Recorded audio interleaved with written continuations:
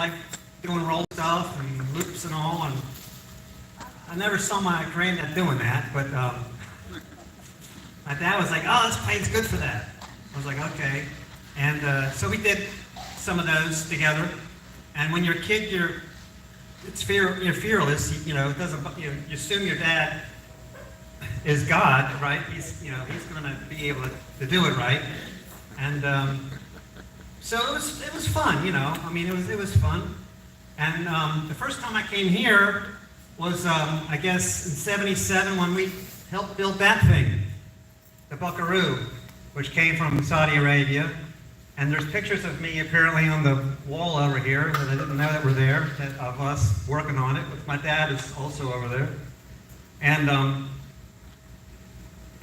so that was fun, you know, working on the plane. And now I remember the T-Bird that was sitting, well, not here, but outside of that hangar over there. And then after that, we went to a few other fly-ins. You know, we went to Paducah. You call it something, Kentucky Dam or something. Well, I just knew it was near Paducah. And then and we flew out there with Joe Zito, who was a friend of my dad's. And then they had a falling out, unfortunately. And but he was friends with most everybody else. And then this guy, Jim Montague, is a name that I remember well. And then he's also in those pictures over there. And so that was cool. And so yeah, I mean, my dad was a pretty good pilot, I think, for a while. You know, he didn't do tricks when he got older, but he was pretty mellow. I remember one of the last times we went out where he's taking me up to this place up in Pennsylvania, and we hit like this turbulent, it felt like we fell 500 feet out of the sky or something. You know, it's like, what the heck? And I'm like panicking, you know, I'm hanging on for dear life, and he's just sitting there like this. He just looks at me very calmly and says, bit choppy today. Okay, bit choppy. So that was kind of his nature, you know, if you know him. He was pretty mellow that way. Pretty confident, I think, in his ability. And also confident in his ability to, you know, to be a mechanic. You know, he could tear his plane apart and put it back together again, just himself, and he knew it was okay to fly.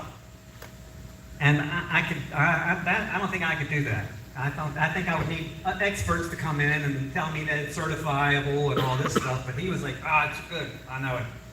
And he was very confident about that. So that kind of tells you about him also. He was very confident about that he knew what he was doing. And I think you have to kind of be that way to be a Swift owner. You have to know the plane, backwards and forwards and inside and out. And so I think all of the Swift people have to be really knowledgeable airplane people. You have to know a lot about what you're doing. And one of the things I liked about the plane as a kid was the history of it, and the history in our family, which was 77 years. Or 76 years, I guess, been in our family. And then the history of it, how it was sort of designed based on the Spitfire and all that kind of stuff, and that was all pretty interesting. And it kind of sounds like a Spitfire. It's pretty loud, actually, compared to other planes. So, you know, I liked it, but I never did get the pilot's license or whatever. And then I kind of did my own thing, and we kind of, I didn't live near him, and then, but I got closer to him in the last 5 years, and so then we were kind of wondering what's going to happen with the Swift, and so I wasn't really able to, I can't really inherit it, so, because I'm not going to be able to upkeep it. So we're actually looking to sell it now, but we wanted to go to somebody who's like, you know, who's like you guys, you know, who's going to love it, appreciate it, take care of it, and maintain it in the way that my dad would want, you know, as close as possible. And even better for me is if it could be somebody that comes to the fly-ins and stuff, so that, you know, once in a while I could come down, because I live in Knoxville, I could come down and visit it, and to see it every now and then, you know. It would be cool to see it a couple of years later or something like that, just see it's still doing good and, you know, it's still operational. That would be nice. So anyway, so that's basically why I'm here, and to meet all my dad's friends that he had, and several people up the meeting were around back in those days. Some of us are still around. Charlie's not anymore. I remember Charlie. He was a very dear man. I have very fond memories of Charlie.